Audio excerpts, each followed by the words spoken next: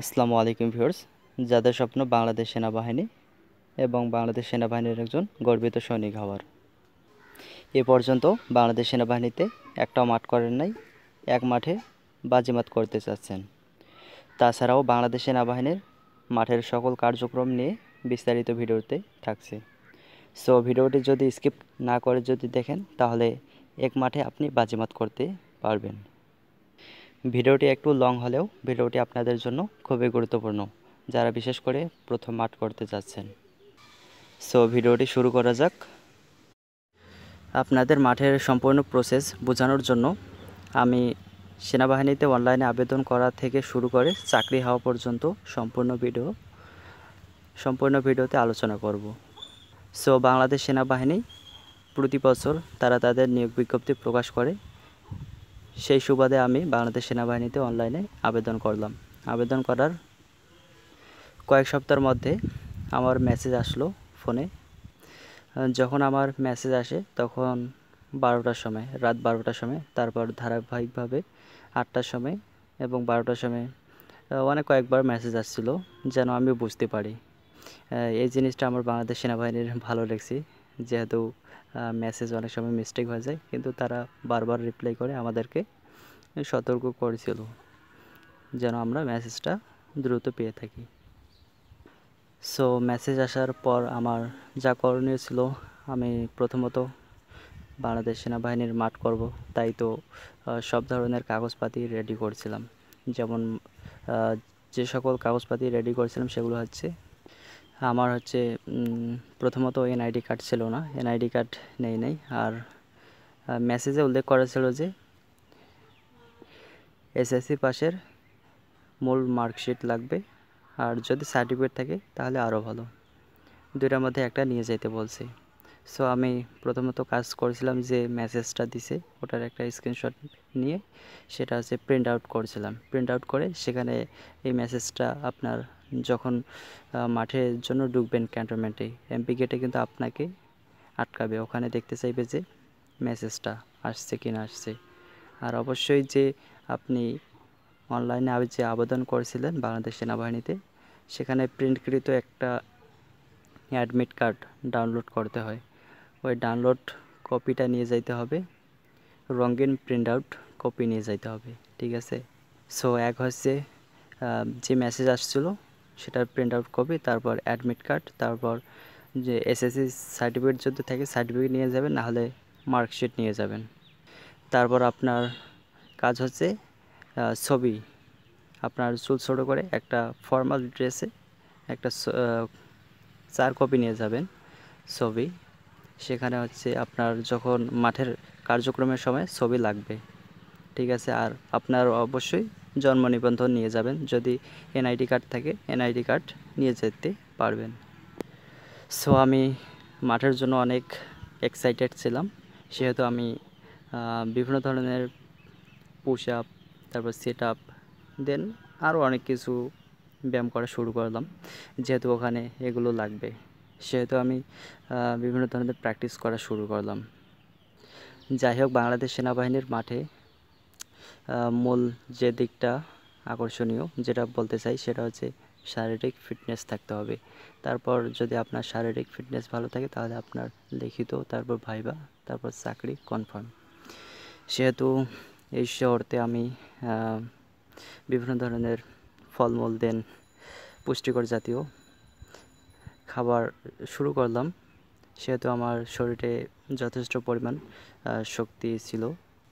আর মাঠের আগে কয়েকদিন জ্বর ছিল আমার, সেহেতু আমার শরীরটা একটু ঝিরঝিরে ছিল, সেহেতু আমি মাঠের মেসেজ পেয়ে সেখানে বিভিন্ন ধরনের ফলমূল কিনে এবং বিশেষ করে ডিম খাইছি অনেকগুলো। বুঝছেন, ডিমের মধ্যে অনেক প্রোটিন আছে, শক্তি আছে, ডিম বেশি খাইছি। আর দেন মাঠের দিন আমি আপনার বাসা থেকে বের হয়েছি 5টা 15 মিনিটে, দেন ওখানে ক্যান্টনমেন্টে 8টার সময় উপস্থিত হতে হবে, সেহেতু আমি সেখানে উপস্থিত হয়েছিলাম। সেখানে যাওয়ার সময় যাতায়াতের সময় আমি বাসে গেছিলাম, সেজন্য একটু লেট হয়েছিল। সো টাইম মতো আমি পৌঁছেছিলাম, সেখানে উপস্থিত হই। 7:20 এবং আমরা যে সময়ে মাঠ করতে গিয়েছিলাম সে সময় 7:20 ওখানে উপস্থিত থেকে তারপরে ঝিরঝিরে বৃষ্টি হওয়া শুরু হয়েছিল। সেখানে অনেকজন আমার কয়েকজন ফ্রেন্ড ছিল, তাদের কাছে কিছুক্ষণ বসেছিলাম। তারপর বৃষ্টি আসা শুরু হলো। তখন আমরা এমপি গেটের অফিসারদের সাথে কথা বললাম যে আমাদের ঢুকতে দেন, বৃষ্টি হইতেছে, মাঠের জন্য আসছি। সেহেতু তারা বললো সময় হলে তোমাদের ঢুকতে দেওয়া হবে। সো আমরা একটু অপেক্ষা করলাম। দোকানের ধার কাছে গেছিলাম, ক্যান্টনমেন্টের পাশে ছিল, এমপি গেটের পাশে ছিল। সো সমস্যা হয় নাই, সেরকম বৃষ্টিও হয় নাই, যেটা যা বৃষ্টি হয়। সে সুবাদে আমরা যখন সময় হলো তখন আমাদের এমপি গেটের অফিসারগণ আমাদেরকে ডাকলো যে তারা নিয়ে যাবে মাঠের জন্য। সেহেতু আমরা সেখানে গেটের সামনে দাঁড়াইলাম লাইনভাবে। সেহেতু আর্মির মাঠ করতে যাচ্ছি, ডিসিপ্লিন মানতেই হবে। সেখানে দাঁড় হইলাম। তারপর তারা বলল যে মেসেজ দেখবে। যারা ফোন আনছিল ফোনের মাধ্যমে মেসেজ দেখাইলো। ওখানে ফোন আপনাদের মধ্যে প্রশ্ন হইতে পারে যে যখন মাঠ করতে যাব সেখানে কি স্মার্টফোন বা বাটন ফোন অ্যালাউ হবে কি না। আপনারা নিশ্চিন্তে সেখানে নিয়ে যেতে পারবেন, এমনকি স্মার্ট ওয়াচও নিয়ে যেতে পারবেন, কিন্তু মাঠের কার্যক্রমের সময় ওগুলো জমা দিতে হবে, ঠিক আছে।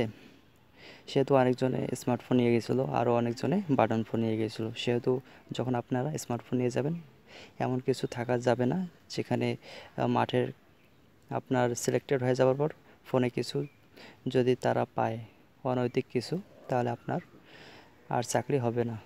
সেহেতু সতর্ক থাকবেন স্মার্টফোন নিয়ে যাওয়ার সময়। আর আমি বলবো বাটন ফোন নিয়ে যাওয়াই বেস্ট হবে। সো আমাদের ওখানে মেসেজ দেখলো ফোনের মাধ্যমে। আমি প্রিন্টকৃত যে আপনি বলছিলাম ভিডিওতে যে প্রিন্টকৃত মেসেজ স্ক্রিনশট মেরে প্রিন্ট করেছিলাম, ওই কপিটা দেখালাম, যাইতে বললো। ঠিক আছে, ওটাও করতে পারবেন বা আপনি ফোনেও নিয়ে যাইতে পারবেন। বাটন ফোন আছে, মেসেজটা দেখালে তারা নিয়ে যেতে দিবে এবং অ্যাডমিট কার্ড কিন্তু সাথে শো করতে হবে, ঠিক আছে। দুইটা জিনিস ছাড়া তারা ঢুকতে দেবে না, অ্যাডমিট কার্ড দেন মেসেজ। যদি আপনারা দুইটা জিনিস ওখানে দেখবে, তারপর আপনাদের ওই এমপি গেটের পাশে ভেতরে নিয়ে যাবে। একটু পর তারা তাদের অটোতে, সেখানে স্থানীয় অটো ছিল আমাদের সময়, এখনও বোধহয় আছে সম্ভবত। যেহেতু ক্যান্টনমেন্ট অনেক বড়, সেহেতু যাতায়াতের জন্য তো কিছু পরিবহন ব্যবস্থা তো থাকবেই। সেহেতু সেখানে অটো ছিল আমাদের জন্য। সেহেতু সেখানে আমাদের 10 টাকা ভাড়া নিয়েছিল অটোতে যাওয়ার জন্য। যেখানে মাঠের কার্যক্রম হয় সেখানে নিয়ে যাওয়ার জন্য 10 টাকা নিচ্ছিল। সেহেতু আমরা অটো ভর্তি করে গেছিলাম। সেখানে আমাদেরকে দাঁড় করাইলো। সেখানে আমরা মাঠ করতে গেছিলাম 250 জন, ঠিক আছে। 250 জন মাঠ করতে গেছিলাম। সেখানে 250 জন উপস্থিত হলো। তারা সেখানে আমাদেরকে লাইন করে দাঁড় করাইলো। সো তারপর তারা বললো যে তারা টিফিনের সময় এবং মাঠ চলাকালীন সময় নাস্তার জন্য তারা 140 টাকা করে বরাদ্দ জনপ্রতি নেবে। সো আমরা যাদের কাছে খুচরা ছিল তারা এক লাইন হয়ে গেল, এবং যাদের কাছে খুচরা ছিল না তারা এক লাইন হয়ে গেল। যাদের কাছে খুচরা ছিল তাদেরকে প্রথমে টাকা জমা করে তাদেরকে ভেতরে নিয়ে গেল। সো সেখানে তারা টোকেন দিছিল। আমি 3টা টোকেন নিয়েছিলাম। টোকেনের মধ্যে টোকেনগুলো লাগাইতে হবে। আপনার যে ফোন নিয়ে গেছেন ফোনের মাধ্যমে একটা টোকেন লাগাইতে হবে। যদি আপনি ব্যাগ নিয়ে যান ব্যাগে একটা টোকেন লাগাইতে হবে। সো 2টা টোকেন হয়ে গেল। আর একটা টোকেন হচ্ছে আপনার টিফিনের সময়, যখন আপনার টিফিন দেবে, মাঠের কার্যক্রম শেষ হয়ে গেল, তারপর তো বিদায়। সেহেতু তখন টোকেনের মাধ্যমে আপনাদের বিরিয়ানি, যেটা বলে মাঠের কার্যক্রমের সময় তারা বিরিয়ানি একটু খাওয়ায়। সো সব মিলে 3টা টোকেন দিল। সো আমি সবগুলো ব্যাগে এবং আমার ফোনও নিয়ে গেছিলাম। সেখানে আমি টোকেনগুলো লাগাই তারপর তাদের আলমারি ছিল, আলমারিতে জিনিসগুলো রেখে দিলাম। কিন্তু ফোনের জন্য আলাদা ট্রে ছিল, ঠিক আছে। ট্রের মধ্যে মোবাইল রেখে দিয়েছিলাম। তারপর যখন মাঠ শেষ হয়ে গেল তখন ফোনটা হাতে পাইছিলাম। সো তারপর ব্যাগটা আলমারিতে রাখলাম। আলমারিতে রেখে তারপর আমি বলবো যে আপনারা যারা এখনও মাঠ করেন নাই, অবশ্যই আপনারা ভিতরে ফুটবল যে প্যান্ট পরে খেলেন, হাফ প্যান্ট, ওই প্যান্টগুলো ভেতরে পরে যাবেন। সেখানে আপনার সবগুলো কাপড় খুলে ওই হাফ প্যান্ট পরে থাকতে হবে। সো সেখানে হাফ প্যান্ট পরে নিলাম। তারপর একজন অফিসার, প্রশাসনিক অফিসার যারা মাঠের কার্যক্রম পরিচালনা করেন, তারা সেই অফিসার একজন ফর্ম বিতরণ করেছিল। ফর্মটা বিতরণ করার পর মানে ফ্রি ফর্ম বিতরণ করেছিল, সেখানে ফর্মটা পূরণ করতে হইতো। সেখানে আমি যে বলছিলাম ছবি নিয়ে যেতে, সেখানে একটা ছবি লাগাইতে হবে। দেন তারপর জন্ম নিবন্ধন অনুযায়ী ডেট অফ বার্থ, সো নাম, পিতার নাম এবং এডুকেশনাল কোয়ালিফিকেশন সবগুলো, বর্তমানে আপনি কোন শ্রেণীতে বা কোন ইয়ারে পড়াশোনা করতেছেন বা কোন প্রতিষ্ঠানে, সে প্রতিষ্ঠানের কথা উল্লেখ করতে হবে এবং আপনি কত পয়েন্ট পাইছেন এগুলো উল্লেখ করতে হবে। সেহেতু আপনাদের মার্কশিট, দেন জন্ম নিবন্ধন এবং ছবি লাগবেই। ফর্ম নেওয়ার পর ফর্ম পূরণ করে তখন প্রাথমিকভাবে যাচাই বাছাই শুরু হলো। সেখানে প্রথমে হয়েছিল প্রাথমিক যাচাই বাছাইয়ের মধ্যে ওজন এবং উচ্চতা। সেখানে একজন অফিসার আমাদের উচ্চতা মাপছিল এবং ওজন মাপছিল, সেগুলো তারা ফর্মে অ্যাড করে দিল, আমাদের ওজন কত এবং উচ্চতা কত। সেহেতু প্রথম প্রসেসিং এর কাজ শেষ। তারপর আমাদের লাইন বাই লাইন দাঁড় করে নিল, 10 জন করে লাইন করে নিল। সেখানে তারা দেখছিল যে পায়ের মধ্যে যে পায়ের যে ভ্যারিকেটস, রগ ফুলে যায়, যা হচ্ছে শিরা ফুলে যায়, সেটা হচ্ছে তারা পায়ের মধ্যে অনেকবার আমার বাড়ি দিয়েছিল। তারপর হচ্ছে শিরা বের করতে পারে নাই, ভ্যারিকেটস বের করতে পারে নাই। তারপর হচ্ছে হেঁটে চলে দেখলো এবং পানির মধ্যে পা চুবিয়ে হাঁটতে বললো। সেখানে দেখলো যে পায়ের পাতা ঠিকমতো বসতেছে কিনা এবং ফাঁকা আছে কিনা সেগুলো লক্ষ্য করেছিল। তারপর কান চেক করলো, চোখ তো দেখতেছেই। সো অনেকজনের হচ্ছে মুখের মধ্যে যে গালের নিচে যে হাড়গুলো থাকে ওগুলো কারো বাঁকা লক্ষ্য করা যাচ্ছিল, ওগুলোতে অনেকজন আউট হয়েছে। সো আপনারা লক্ষ্য রাখবেন। সেখানে আপনার বুকের মাপ দিবে এবং স্বাভাবিক অবস্থায় এবং সম্প্রসারিত অবস্থায়, কোনো চালাকি করবেন না।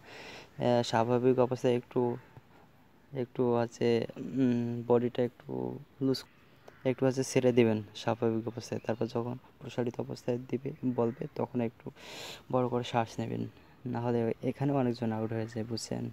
এই জিনিসটা যখন বুঝতে পারে না, কিন্তু পরে সবাই আহমক হয়ে যায় যে এটা ছিল। সো আপনাদের বলবো যে এই বিষয়টা লক্ষ্য রাখবেন, এই বুকের মাপ। এবং এখন দাঁতের বিষয়টা বলি। দাঁতের বিষয়টা হচ্ছে যে এখানে আপনার আঁকাবাঁকা বা কালো দাঁত, যেমন যারা বেশি পান খায় দেখবেন তাদের দাঁত একদম খুবই স্ট্রিক কালো হয়ে গেছে, ওগুলো দাঁত চলবে না, একদম পরিষ্কার লাগবে। সো দাঁত আঁকাবাঁকা চলবে না, একদম ক্লিন প্রপারলি। তারা হা করে দেখবে এবং জিভা দেখবে। অনেক সময় জিভা দেখে জিভা অনেক সময় তারা উপরে তুলতে বলে, কিন্তু কারো জিভা হচ্ছে একদম ঢুকে যায়, এটা তো অনেকজনে আউট হয়ে যায়, এটাতে লক্ষ্য রাখবেন। ভিডিওটি অনেক লং হয়ে যাচ্ছে, বুঝছেন? যদি কোনো কিছু বুঝতে অসুবিধা হয়ে যায় তাহলে অবশ্যই বিষয়টি উল্লেখ করে কমেন্ট করবেন, ঠিক আছে? আর অনেক সময় ধরে কথা বলতেছি, অনেক সময় কথা বলতে বলতে মিস্টেক হয়ে যাচ্ছে, ভুলভ্রান্তি হয়ে গেলে একটু কমেন্ট করে উল্লেখ করবেন। সো আমি পরবর্তী ভিডিওতে তা শুধরে নেওয়ার চেষ্টা করব। জানি ভিডিওটি আপনাদের জন্য অনেক গুরুত্বপূর্ণ। সো যে বিষয় বুঝতে পারবেন না কমেন্টে উল্লেখ করবেন, বারবার বলতেছি। এবং যারা এই চ্যানেলে নতুন, ইউটিউব চ্যানেলটি সাবস্ক্রাইব করবেন, কারণ আছে আমি যে আপনাদের যে বিষয়গুলো উল্লেখ করে আপনাদের উপকৃত করতেছি, এগুলো কিন্তু আপনারা অন্য কারো কাছে জানতে পারবেন না। যদি কেউ যদি আপনার বড় ভাই মাঠ করতে পারে তাদের কাছে জানতে পারবেন, কিন্তু আমি অনেকের কারো ভাই নেই, তাদের বা সিনিয়র কেউ নেই এই সম্পর্কে অ্যাডভাইস দিবে। সো আমি আপনাদের ভিডিওর মাধ্যমে বোঝানোর চেষ্টা করতেছি এবং অবশ্যই উপকৃত হবেন যদি ভিডিওটি আপনারা মনোযোগ দিয়ে দেখেন। সো আপনারা যদি আমার ভিডিওতে সাপোর্ট করেন এবং ইউটিউব চ্যানেলটি সাবস্ক্রাইব করবেন, তাহলে আমি উপকৃত হতে পারবো, এখান থেকে আমি একটু বেনিফিট পাবো। সো অবশ্যই সাপোর্ট করবেন। অবশ্যই বুঝতে পারছেন, আপনারা যদি সাপোর্ট করেন তাহলে আমি আরও ভিডিও আনতে পারবো। সো আপনি উপকৃত না হলে আপনার মতো অনেকজনে উপকৃত হতে পারবে। সো আমাকে সাপোর্ট করবেন। সো প্রাথমিকের মধ্যে এগুলো যাচাই বাছাই করবে। আপনার কান দেখবে, নাক দেখবে, চোখ দেখবে, দাঁত দেখবে, পায়ের মধ্যে আপনার ভ্যারিকেটস দেখবে, তারপর হেঁটে দেখবে আঁকাবাঁকা হাঁটছেন নাকি, আর আপনার পায়ের যে ভি করে দেখবে সেখানে আপনার কনুই একসাথে লাগতেছে কি না সেগুলো দেখবে প্রাথমিকে যখন আপনি সিলেক্টেড হয়ে যাবেন তখন আপনাকে দ্বিতীয় নাম্বার ফর্ম দেবে। প্রথমে একটা দিয়েছিল, তারপর দ্বিতীয় নাম্বারে একটা ফর্ম দেবে, ওইটা ফিল আপ করে আপনার মেডিকেলের জন্য নিয়ে যাবে। আর একটা জিনিস আমি স্কিপ করেছি, সেখানে হচ্ছে আপনার প্রাথমিকের আগে, অনেক সময় প্রাথমিকের পরেও হয়, সেটা হচ্ছে যে পুশ আপ দিতে হবে। আপনার সর্বোচ্চ 20টা মিনিমাম, আপনি যত দিতে পারবেন তত আপনার সেখানে বেনিফিট পাবেন, বুঝছেন? যত বেশি পারবেন সময়ের মধ্যে দিবেন, সেখানে একটা সময় উল্লেখ করা থাকে, এর মধ্যে যে যত পারে দিতে পারবে এবং সর্বোচ্চ যারা দিতে পারবে তাদেরকে অগ্রাধিকার বেশি দেওয়া হয়। সো সেখানে পুশ আপ, তারপর সিট আপ, এগুলো বিম আপ দিতে হয়। অনেক সময় এগুলো নাও দিতে পারে, বুঝছেন? প্রাথমিক এবং চূড়ান্ত ডাইরেক্ট নিয়ে যায়, অনেক সময় এরকম হয়। সো অবশ্যই আপনাদের পুশ আপ দিতে হবে, এগুলো প্রস্তুতি আগে থেকে নিয়ে যেতে হবে আপনাদের, বুঝছেন? যদি আগে থেকে প্রস্তুতি থাকে তাহলে সেখানে যদি হঠাৎ করে পুশ আপ দিতে বলে তাহলে আপনি পারবেন। ভিডিওটি অনেক লং হয়ে গেছে, 16 মিনিটের হয়ে গেছে। সো চূড়ান্ত মেডিকেল সম্পর্কে বলি, সেখানে যে মেডিকেলের জন্য নিয়ে যাবে সেখানে আপনার চোখের পরীক্ষা করবে। একটা অন্ধকার ঘরের মধ্যে নিয়ে গিয়ে একটা যে কোনো ABCD বা যে কোনো শব্দ আপনাদের সেখানে ধরাইতে পারে যে এখানে কী শব্দ আছে, দূর থেকে দেখে বলো। সো চোখের পরীক্ষা হলো। চোখের পরীক্ষা হওয়ার পর চূড়ান্ত মেডিকেলের মধ্যে নিয়ে যাবে, একটা রুমে নিয়ে যাবে, সেখানে তাদের অফিসারগণ থাকবে। আপনাদের হচ্ছে লিঙ্গের কোনো ভ্যারিকেটস আছে কি না সে সম্বন্ধে তারা দেখবে।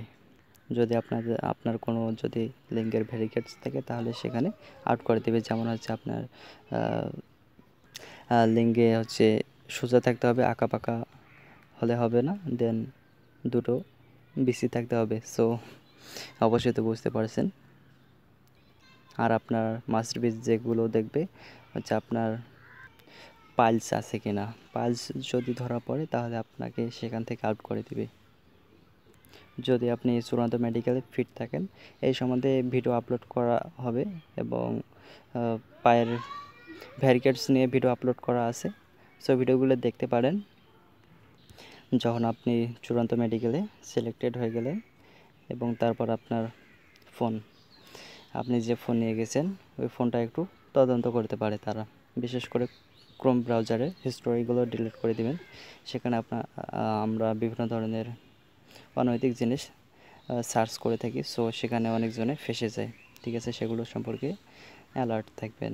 দেন যদি কোনো ভিডিও সেভ থাকে অনৈতিক, সেগুলো ডিলিট করে দিবেন। এগুলো দেখে অনেকজনে আমার মাঠের সময় একজন ওরকম কিছু ধরা পড়েছিল, সেখানে অনেক তাকে প্যারা দিতেও হয়েছিল, প্যারার মধ্যে পড়তে হয়েছিল। সেরকম আমি দেখি নাই, ওইরকম নার্ভাস ফিলস করছিল ছেলেটা, তারপর কী জানি হলো, তা সেও হয়ে গেল। সেরকম বোধহয় অনৈতিক জিনিস পায় নাই আমার মনে হয়। যখন আপনি চূড়ান্ত মেডিকেলে সিলেক্টেড হয়ে গেলেন তখন আপনার লিখিত পরীক্ষায় নিয়ে যাবে। লিখিত পরীক্ষায় যে সকল প্রশ্ন হয়ে থাকে সেটা হচ্ছে ব্যাকরণ থেকে আসবে, সাধারণ যেগুলো আপনি 9, 10, দেন 6, 7-এ ওগুলো পড়েছেন, ওগুলো থেকে আসবে। টেন্স আসবে, সেন্টেন্স আসবে ইংলিশ গ্রামারের মধ্যে, আর হচ্ছে ব্যাকরণের মধ্যে ভাষা কারকরণ ওগুলো আসবে, ঠিক আছে? বেশি নার্ভাস হওয়ার কোনো কারণ নেই। আর গণিতের মধ্যে পাটিগণিতের মধ্যে আসবে আপনার বীজগণিতিক সূত্রগুলো আসতে পারে। সো এগুলো বিষয় বেসিক থেকে আসবে, সেরকম কঠিন আসবে না। এখানে আপনার মাস্ট বি আপনার ফিজিক্যাল ফিট থাকতে হবে। আপনার লিখিত পরীক্ষা এমনিই ভালো হয়ে যাবে। যখন আপনি সবগুলোতে শারীরিকভাবে সিলেক্টেড হয়ে গেলেন, অবশ্যই লিখিত পরীক্ষাও ভালো পারফরমেন্স করতে পারবেন। আর লিখিত পরীক্ষার পর আপনার ভাইভা পরীক্ষা নেবে। সেখানে ভাইভা পরীক্ষা আপনার জেনারেলি বেসিক সেন্স থেকে আপনার প্রশ্ন হবে, ঠিক আছে? বেশি নার্ভাস হওয়ার কোনো কারণ নেই। সেখানে আপনার প্রাথমিক এবং চূড়ান্ত মেডিকেলটাই জাস্ট, তাছাড়া আপনার কোনো সমস্যা নেই। আর সেই সুবাদে আপনার সেখানে সিলেক্টেড হয়ে যাওয়ার পর তখন আপনার কয়েক সপ্তাহ পরে অ্যাপয়েন্টমেন্ট লেটার দেবে, ঠিক আছে? অ্যাপয়েন্টমেন্ট লেটার কিন্তু সেদিনে দেবে না, কিন্তু সেদিনে কিছু আপনার সিলেক্টেড হওয়ার কিছু প্রমাণ তারা দেবে। যাই হোক, আপনাদের বোঝানোর চেষ্টা করছি অনেক বিষয়। সো ভিডিওটি ভালো লেগে থাকলে চ্যানেলটি সাবস্ক্রাইব করবেন এবং লাইক কমেন্ট করবেন, এবং যে বিষয় বুঝতে পারছেন না সে বিষয় উল্লেখ করে কমেন্ট করবেন। ভিডিওটি অনেক বড় হয়ে গেল এবং নেক্সটে ফিজিক্যাল প্রাথমিকে যারা যে কার্যক্রম হয় এবং চূড়ান্ত মেডিকেলে যে বিষয়ে অনেক ছেলে আটকে যায় সে প্রসঙ্গে ভিডিও আপলোড করা হবে। সবাইকে দেখার আমন্ত্রণ রইল। এই সাথে আমি সজীব আহমেদ ধন্যবাদ জানাই ভিডিওটি দেখে শেষ করার জন্য। আল্লাহ হাফেজ।